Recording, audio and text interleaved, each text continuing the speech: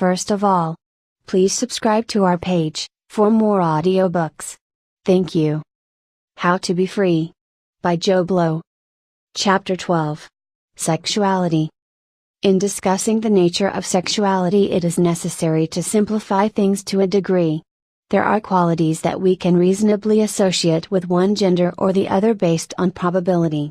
The fact that Margaret Thatcher manifests a patriarchal mindset does not alter the fact that patriarchy is an expression of the masculine.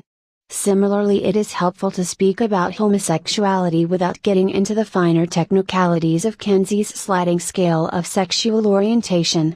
Homosexuality, like the masculine and the feminine, is something which exists in degrees of purity, but I think the fluidity inherent in the thesis I put forward here is consistent with that variability.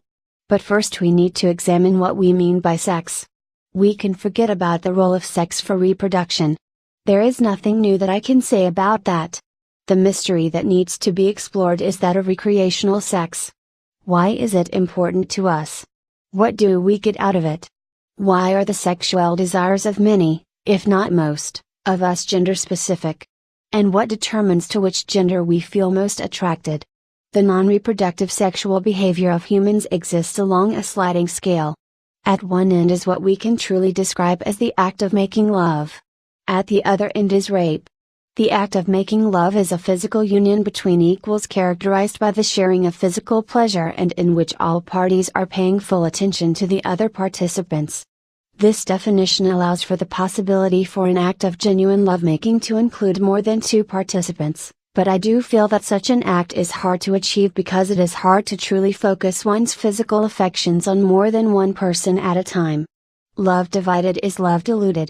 Next on the scale would be sexual acts in which one or both parties are not really concerned about the pleasure their partner is receiving as long as they are getting what they want, or where one or both partners are thinking about someone other than the person with whom they are having sex. Love is still present here as long as one person is giving pleasure to another, but it is one way. It is important to emphasize that there is nothing wrong with this if the nature of the transaction is understood by both parties. Love is a healing force, and the more we are unwell, the more we need love. To gratefully accept the physical love of another person when we feel unable to fully return it is no different to accepting the care of doctors and nurses when we are in hospital. Then there are sexual acts engaged in for financial reasons. The need for something that at least feels like love is here on the part of the purchaser, and a degree of genuine affection is by no means uncommon on the part of the provider. But this is clearly not on the same level as an act in which physical love is being freely given. Then there are various kinds of sexual relationship which are coercive or exploitative. Mutually exploitative relationships needn't be destructive. For instance, a prospective starlet having sex with a producer in return for a job is often an equal exchange in the same way that any form of prostitution can be an equal exchange. But if the situation is not one of equality, it becomes true exploitation and is a destructive act. Accepting a blowjob from a crack addict on return for some small change is an act devoid of love. Love is a process of opening up, reaching out and seeking union. It is the opposite of repression or control. We long for wholeness within ourselves, and we pursue that wholeness by embracing in the outside world that which corresponds to our suppressed self. Most of us men need to reconnect with the feminine part of ourselves that we have had to repress. So we seek loving union with women. But if we are too extremely neurotic to be able to open up to love, but rather fear the threat it poses to our ego's fixed state, we may repress our loving instincts further by turning the act of love into an act of violence and attacking the individual who might otherwise be seen as a love object by raping them. But, if we begin our lives by being bisexual as Freud asserts, how do we come to be fixated principally on one or the other gender? And what determines which gender it is? First we have to return to the story of our origins. We left off with the establishment of monogamy and sexual repression generally. From here the split between men and women continued. The angrier and more insecure the men became, the more they felt threatened by the women who represented their disowned selves. And the more insensitive the men's behavior, the more the women would criticize them, and so on. For a long time society remained matriarchal, with the nurturers ultimately calling the shots. But as the men became more and more embattled and had to repress their original nature further and further down into their unconscious, they became more and more hungry towards that nature and anything that might represent it in the outside world. This was the beginnings of misogyny. Men's anger at women, arising from their resentment that women could still live at peace with their instincts and be relatively happy while they themselves were in an embattled state of self-doubt, threatened to tear society apart. The only answer was a compromise. Men would not destroy women, but they demanded the right to enchain and control women in the same way that they had to enchain and control their original nature. As long as what was outside mirrored what was inside, psychological stability and thus the stability of society was possible. And a stable society was needed if we were to find understanding. The price that was paid, however, was enormous. Women, the nurturers of the children, were spiritually crippled by their enslavement and became nearly as unhappy and neurotic as the men.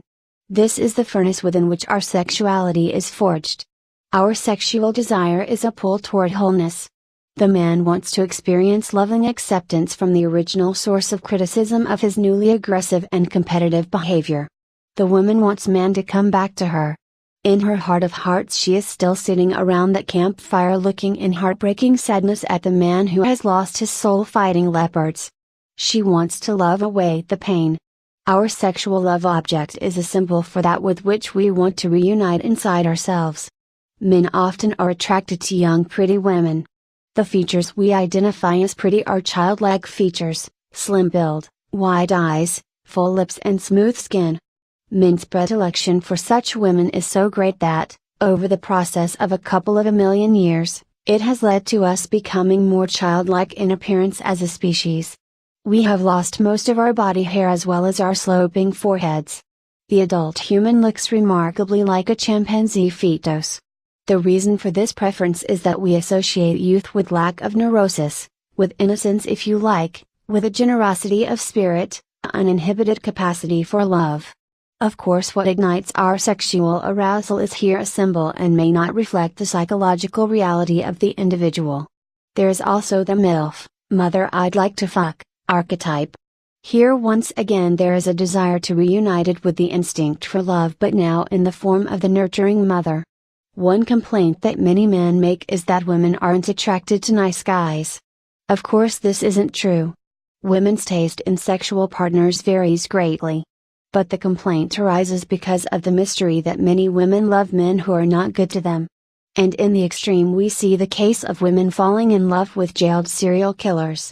But this makes sense if we remember that the origins of modern sexuality are to be found in women's use of their sexuality as a way of soothing the aggression of men and thus resocializing them. While the pleasurable sensations of sex can be reason enough to seek it out, it can also be an expression of our deeper selves, and since our deepest nature is one of unconditional love, the desire to use sex as a healing force is very strong in us. Now we come to the mystery of homosexuality. Bisexuality was our original orientation. A focus of attraction on the opposite sex is explained above. But why do some of us move from bisexuality to an exclusive attraction to the same sex? I believe the key here is patriarchy, the male-oriented society. Sexual love is driven by a desire to be welcomed back into that from which we feel we have been excluded or to welcome another back. For most of us this desired return is a return to the primal state. But a patriarchal social order has the potential to form another split within males. We can be doubly excluded. First we were excluded from the loving tribal family, now we can be excluded from the patriarchal brotherhood. Now I'm not suggesting that anyone who is not a man's man becomes a homosexual, far from it. In tribal societies some men did not pass the initiation ceremonies and remain living with the women, but they were not necessarily homosexual. What I'm suggesting is that the underlying reason for a man's fixation on sex with another man, as opposed to a propensity to be sexually attracted to either sex, is a deep unmet desire to be accepted into the brotherhood of men. On the surface this idea seems ridiculous. For a start, having sex with other men is no way to gain acceptance into a social order that tends to despise homosexuals. Secondly, many homosexuals vehemently reject the patriarchal order. And thirdly, Many homosexuals are accepted in the patriarchal order when they don't advertise their sexual preference. But imagine you are a young boy. You want to fit in with the other lads, but for some reason they reject you. If you are very secure in yourself, perhaps you go your own way resigned but not fixated on the rejection.